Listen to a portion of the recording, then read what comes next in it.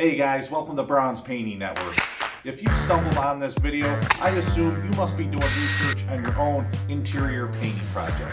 And you landed in a good spot, because with our Paint Trainer series, we do tutorials and in-depth discussions on all things related to residential interior painting.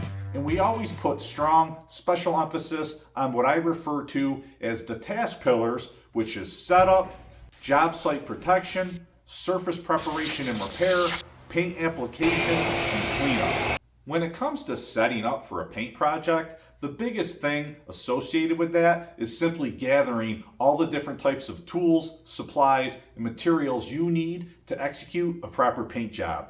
In our most recent video, we took a look at some common hand tools and popular helpful power tools that we utilize when we execute residential painting projects. For this video, we're going to take a look at some of the popular application tools that we recommend you use on your residential interior painting project. So let's get at it right now.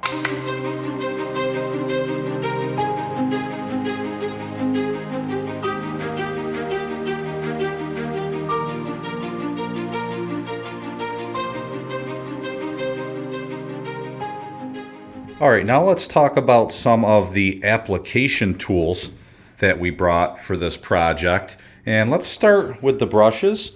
By far the most common brush that we're going to be working with and that we do work with is for residential interior painting is a 2.5 inch angle sash brush.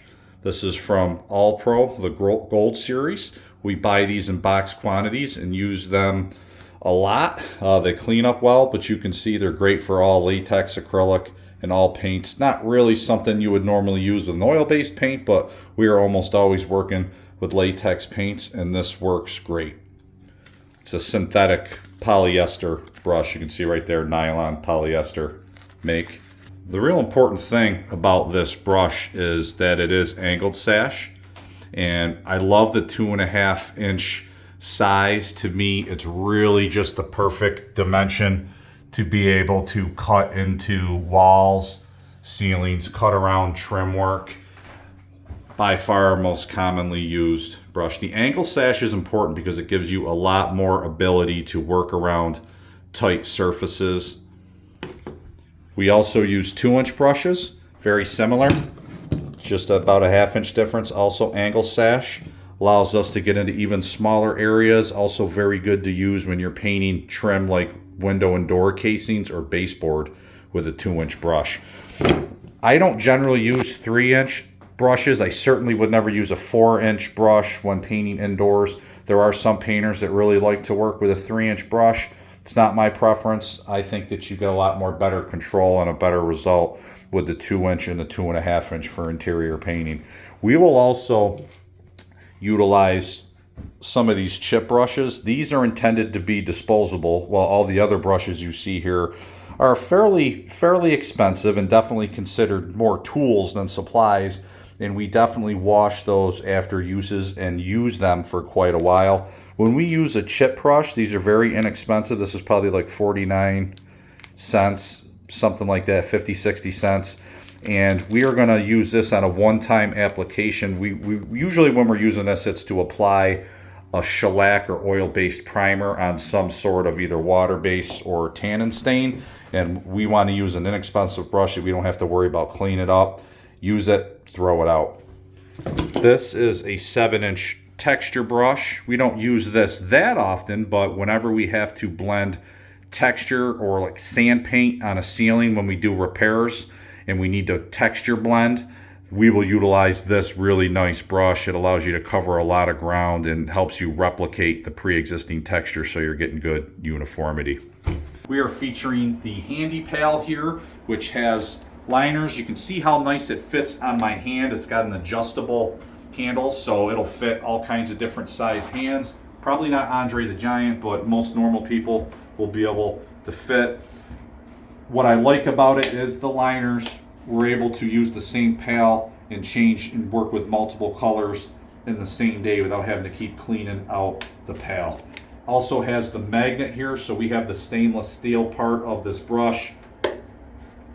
Brush holds right on the magnet, and then it keeps the brush from dropping and falling into our paint there. Love using the handy pals. You can also cut directly from the paint cans as well.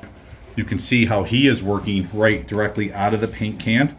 This is an alternative method rather than using the handy pal. If you're trying to save money, just work right from the can. You can see how he's got his thumb underneath the handle. He's got his fingers underneath the bottom of the can to support it. They make little thumb tools that you can put here to slide, that hook onto the lid, and then you can slide your thumb through. It'll take some pressure off you. Now Colin's used to doing this. His hands have been through some battles, so he's able to do this without too much trouble. This might really bother somebody as it puts all that pressure on there. You might not be able to do it for very long. So we'll make sure to interject a video of the thumb tool that I'm talking about. Hey guys, so yesterday I dropped down some knowledge on the Handy Pal and how awesome this tool is for cutting in interior rooms. But you might be wondering, what about just using the actual paint can? You can definitely save some money and just cut directly from the paint can. There are pros and cons to that, which I explained in a longer video on our YouTube page. The question is can your hands actually handle it? It can be pretty difficult for a lot of people to hold the can properly without wanting the comfort of their mother a short time later. I'm telling you, it can hurt.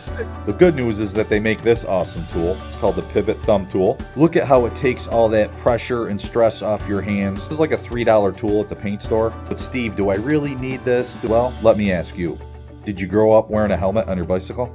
If so, you definitely need this if you are cutting from a can. If you also had a banana seat, get the tool and just go to braunspainting.com and book your free consultation today. We got you. For the rest of you, you're a special breed. You don't need this stupid thing. Here's another outstanding tool, this Purdy professional painting cut bucket that we like to utilize. It's similar to the Handy Pal. It is bigger, so it allows you to fit in this 4-inch micro roller, or also known as a whiz roller. You can see that it clips right into there. We also have the magnetized holder, so that stainless steel portion of the brush connects right to that without falling down into our paint and ruining or making a mess of our brush. We also have a plastic liner in here for ease of use, so we don't have to spend a lot of time cleaning out this bucket when we want to change products and change colors. The reason I have this out right now is because I want to show you the option of using that 4-inch micro roller and rolling out these tight areas above the windows. On the last coat, I demonstrated where we just kind of flat out brushed them in when we cut in along the side. And then I also demonstrated when we rolled out, we just kind of used the big 14-inch wide roller to roll out above this. Well, now we're going to show you that you could also use this 4-inch tool when we're cutting and rolling. First, this is a whiz roller frame. It's a 4-inch kind of micro roller. The snap is 3/8 inch thick.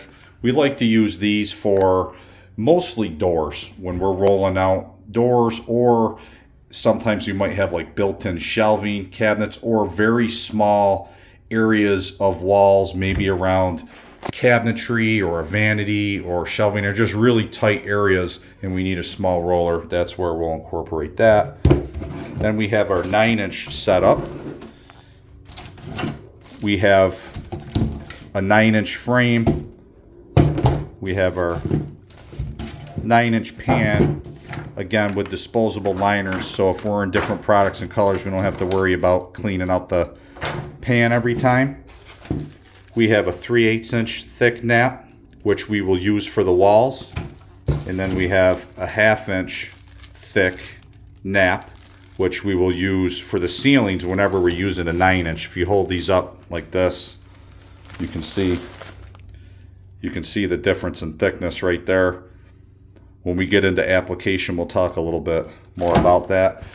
This bedroom, a bedroom like this, we got enough surface area and big enough walls in here that my favorite size roller is the 14-inch setup.